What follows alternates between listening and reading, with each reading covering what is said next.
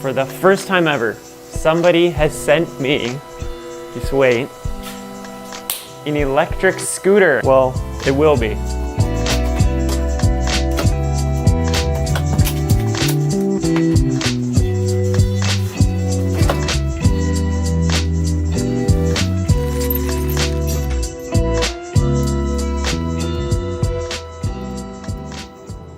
Here it is. Only took like 5 minutes. The Hiboy S2R Plus. Hiboy sent me a bike last month, the Hiboy P6, which is like a big fat tire e-bike. It was super fun, so I'm very excited to try this out. As far as setup goes, super easy. You just have to screw in 6 screws right here. Make sure this handlebar part doesn't go flying off. Enough talk, let's take it for a spin.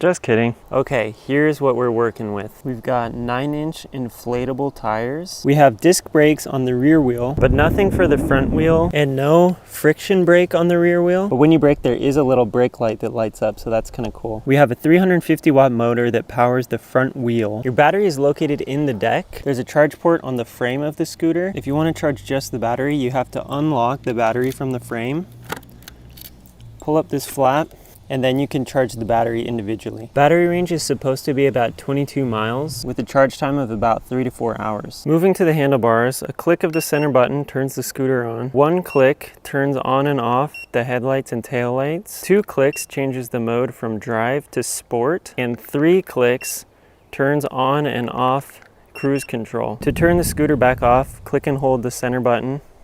It'll also go off automatically after about 5 minutes. On the handlebars, you've also got your throttle, brake, and this little clip, which we'll get to in a minute. On the center display, you've got your mode, speed, and battery life. The top speed in sports mode is 19 miles per hour. The top speed in drive mode is only 13 miles per hour. The scooter weighs 31.5 pounds. It's 44 inches long and 45 inches tall. The deck is about 6 inches wide by 18 inches long, and it has this nice little kickstand. And best of all, if you need to hop on the train or store it at your destination, the S2R Plus folds up. That's what that little latch is for that I mentioned earlier. Time to go for a ride. Got to put up the kickstand, hold this button to turn it on, push before you can use the throttle. But then once you're going, you can use the throttle, and we're off. My feet fit on here pretty good, but it's a little bit small. I don't know, I'm pretty tall. I kind of expect most things to be small. I've been riding this thing around all weekend. I've gotten it up to 20 miles per hour, so that's exciting. The one tricky thing was the cruise control, which I figured out doesn't activate unless you're holding the throttle down for like 10 seconds. So let's see if we can get it to turn on. There you go.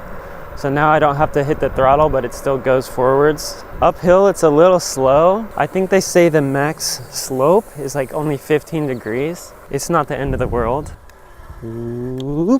It's funny because since it's front wheel drive, anything other than like solid pavement, it'll kind of lose traction. So if you want to try to use this in the dirt, probably not the best one. The brakes are great. The one thing is there's no brake on the back. Like the Lime scooters, I think you can step on the back and that'll be a brake, but we just have the one handbrake. To change modes, hit that center button twice. And so now we're in drive mode. I'm flat on the throttle and it only gets up to, I think, 13 miles per hour max. So it's a little bit more of a relaxed ride. Overall, a pretty fun, pretty smooth little electric scooter. This one goes for $6.99 right now, I think, over on hiboy.com. There are other versions too, so I think this is like the most maxed out version, but I think there are a few other versions that are cheaper. You'll have to check it out. The portability is nice too, like just being able to fold it up and take it with you.